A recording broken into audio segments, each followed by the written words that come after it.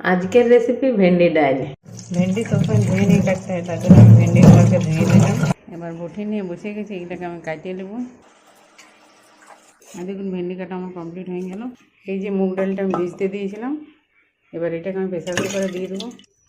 এবার জল দিয়ে দিলাম, এবার পরিমাণ মতো নুন দিয়ে দেবো। হলুদটা পরে দেবো, প্রেসার কুকারে ঢাকনা লাগাই সিদ্ধ হইতে। গ্যাসের ওভেনটা চালু করে দিলাম।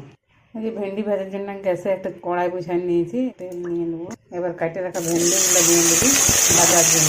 একটু নুন দিয়ে দিলাম, একটু নাড়বো। এবার ডাকা দিয়ে ভেন্ডিটা ভাজ। এইদিকে মুসুর ডালটা আমার আধ সিঝা করে নিয়েছি। এবার নুন তো দেওয়াই ছিল, হলুদ দিয়ে দিলাম। এবার এই যে ভেন্ডিগুলো ভাজা হয়ে গেছে, ডালটাকে মেশান নেবো। দেখো ডালে মেশান দিলাম।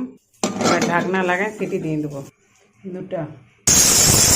সাপ্লাই নিয়ে রেডি আমার ভেন্ডি ডাল।